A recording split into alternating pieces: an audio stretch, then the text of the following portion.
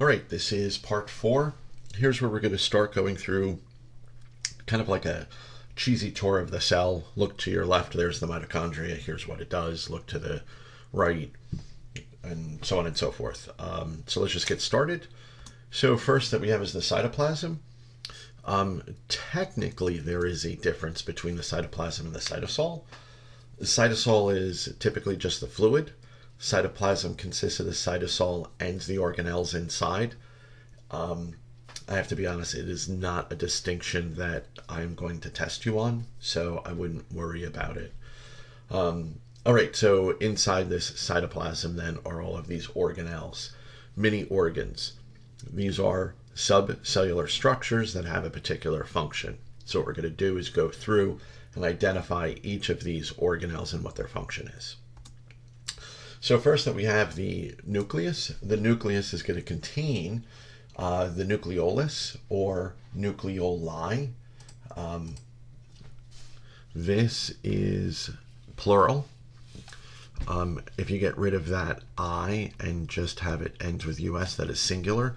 I am not going to test you on the difference between plural and singular, but I will use the terms correctly.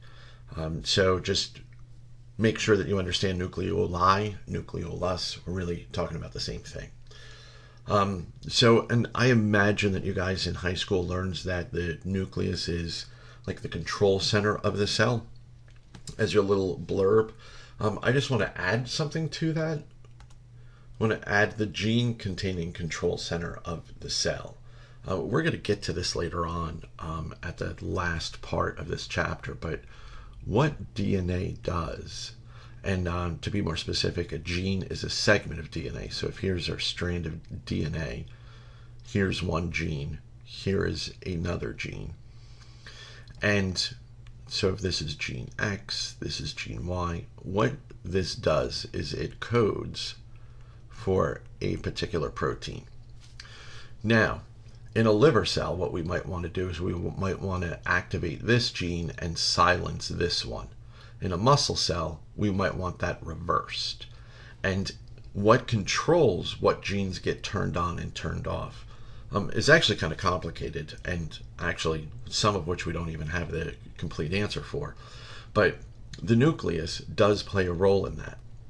So what I want you to know about the nucleus is that it will dictate the kind of protein, either this one, and the amount of protein. So if it activates gene X, it will also determine how long X is going to be active. All right, so the nucleus is that gene containing control center of the cell.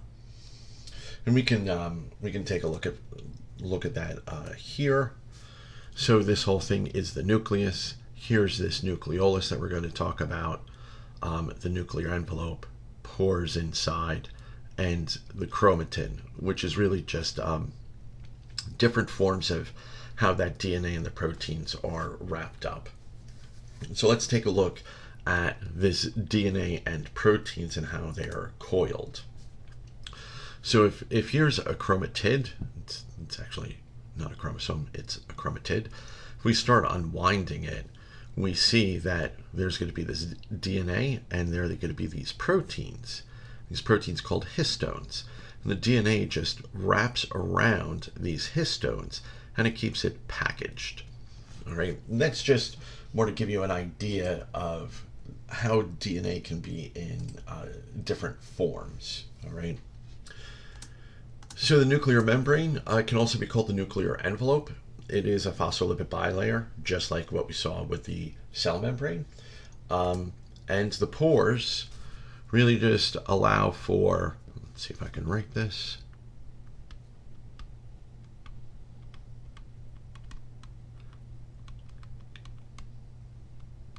Communication. Right? It allows stuff to come in and out of that nucleus. So all that's left then is this nucleolus that's deep inside. This nucleolus, what it does is ribosomal subunits are produced there. So it's the site of ribosome production, and these ribosomes are made up of subunits. And those subunits are made in the nucleolus. So then, hopefully this makes sense. Nice segue would be then, well, then what do these ribosomes do? And that's where we're going to go next. So these ribosomes, they make protein. And we're going to see these ribosomes in two different forms. They can either be free-floating or they can be membrane-bound. Keep in mind there's going to be some redundancy. I'm going to start off the next part talking about the endoplasmic reticulum, and ribosomes can be attached to that endoplasmic reticulum, and that's really what these membrane-bound ribosomes are. So both of these guys make proteins. The difference is where these proteins end up. Generally speaking, free ribosomes make proteins that stay in the cell. Membrane-bound ribosomes are really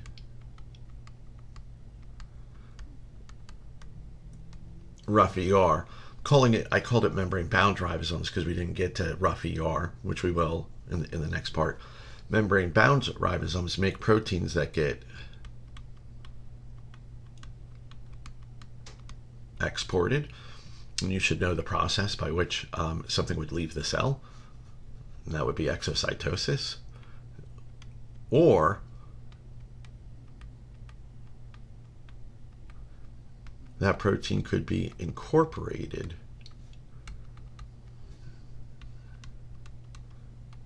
in the cell membrane. So the function of these two is the same. It's just where the products end up. So again, and this is a generalization. Free ribosomes, they'll make proteins that stay inside the cell. Membrane-bound ribosomes make proteins that will get exported out of the cell, or those proteins will be incorporated into the cell membrane. Remember all those membrane proteins that we talked about and all of the functions, right? Adhesion, cell-to-cell recognition. We talked about transport proteins and receptors. So now we know where they are made. They're going to be made in the rough ER. And that is the end of part 4.